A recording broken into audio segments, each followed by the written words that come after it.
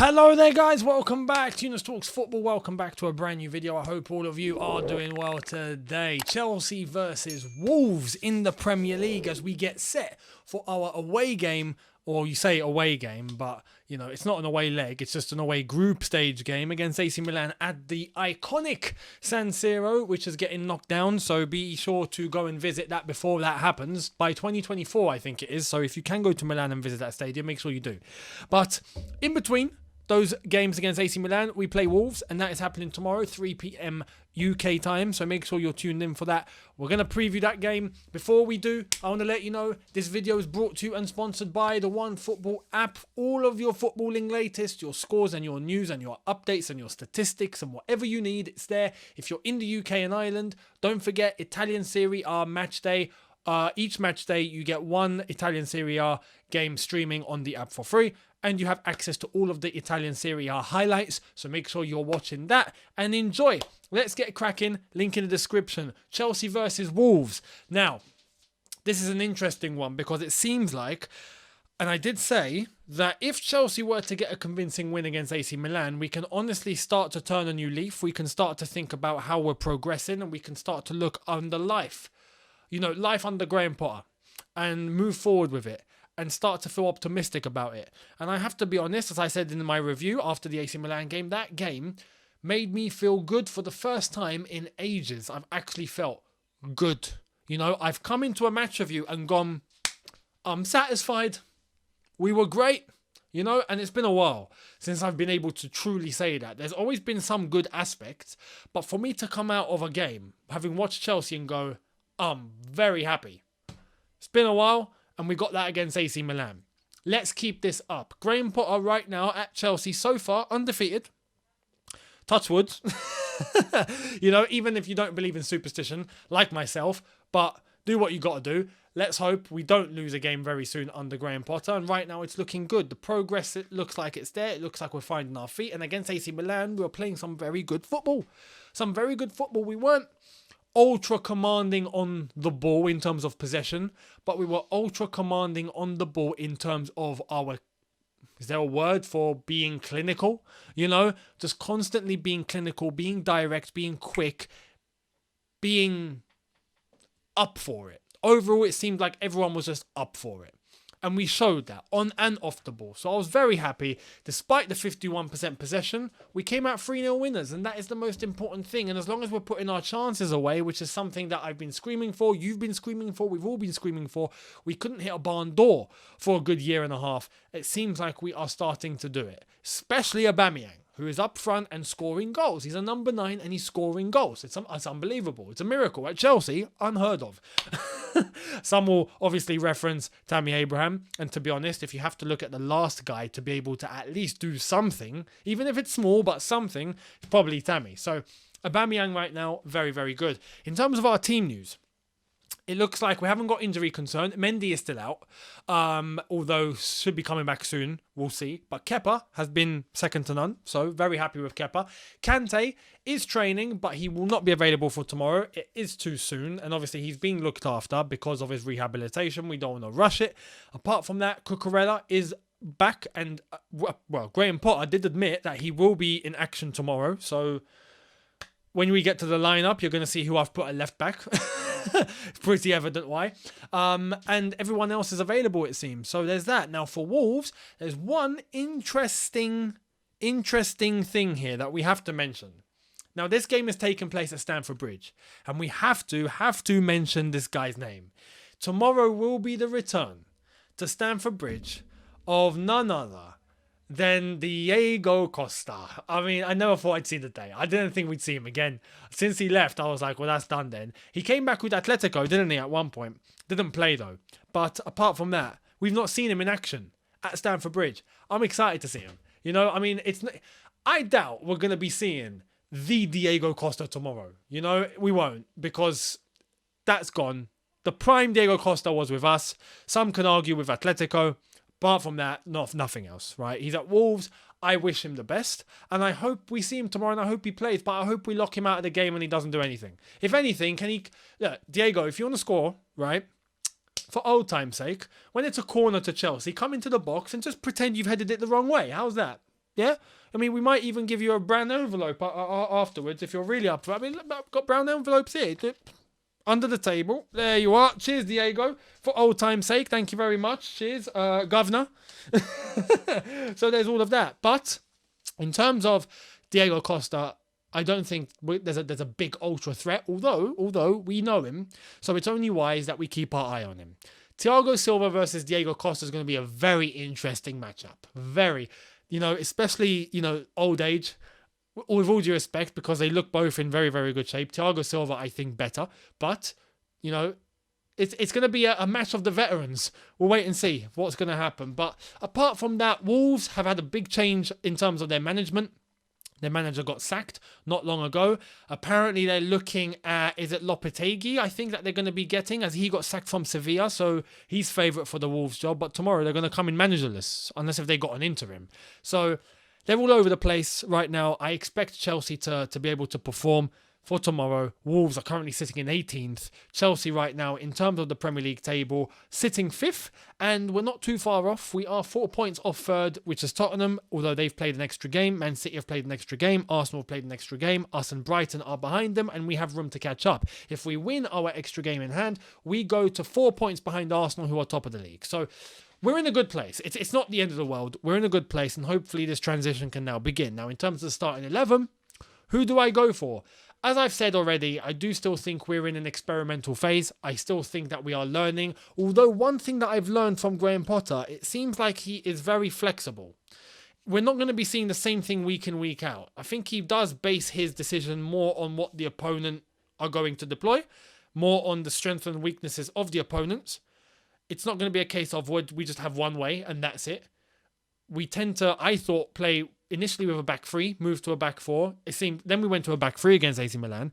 Tomorrow, what are we going to do? Well, I'll give you my thoughts. But in terms of the selection, it can change at any moment. And I still don't truly know, and none of us truly know what we're going to do up until we start to see players in form.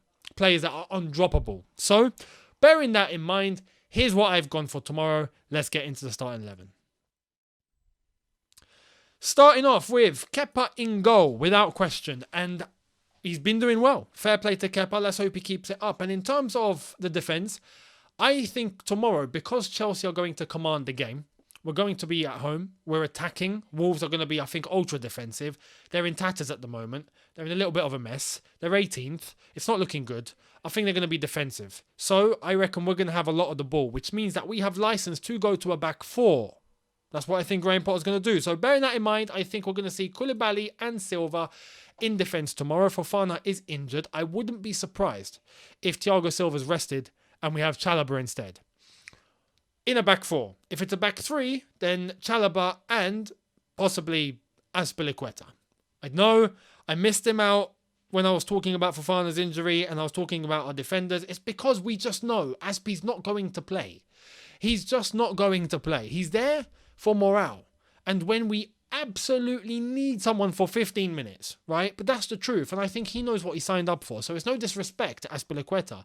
It's the fact that, yes, he extended the contract in the end. He did sign.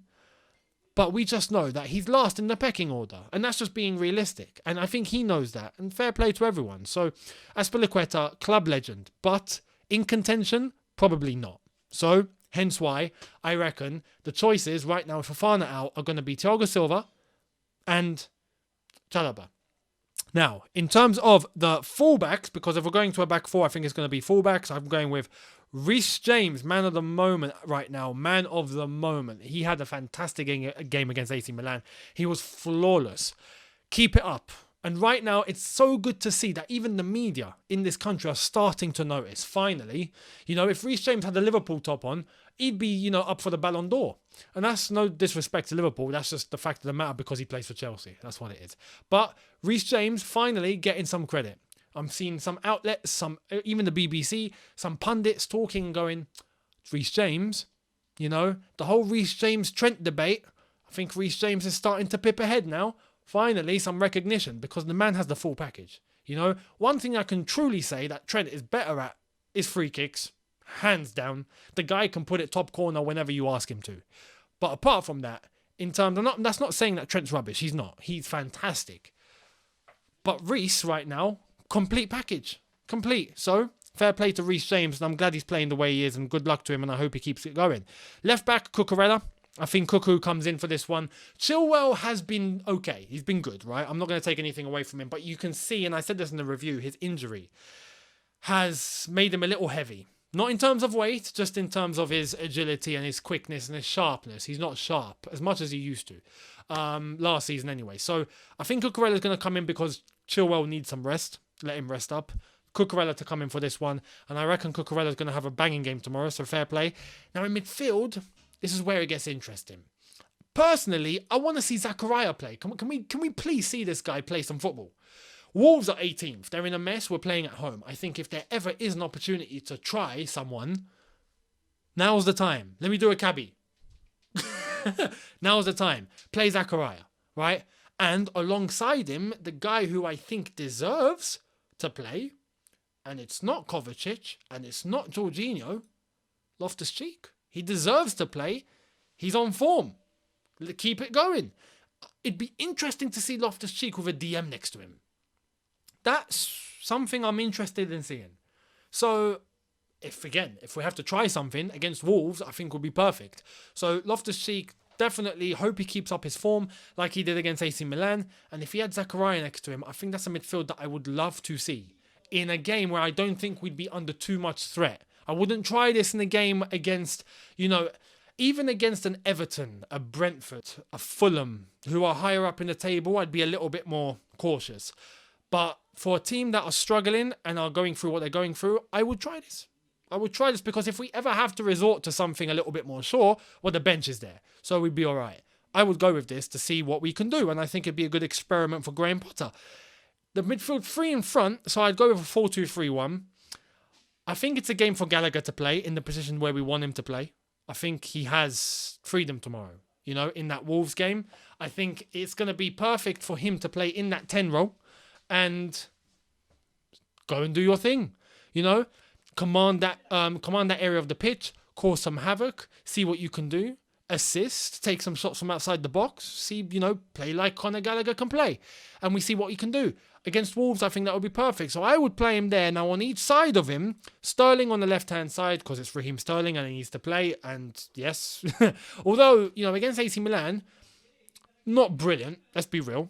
But Raheem Sterling, you need to have on the pitch. Especially, we signed him for a reason and he's been magnificent overall. So Sterling plays. On the right-hand side, this is where I'm going to be I'm going to give a little bit of leeway here because he had a good performance against AC Milan. And I want to try him on this side. Wolves are a team that I think need a little bit of pressing. And that's why we'll go with Mount.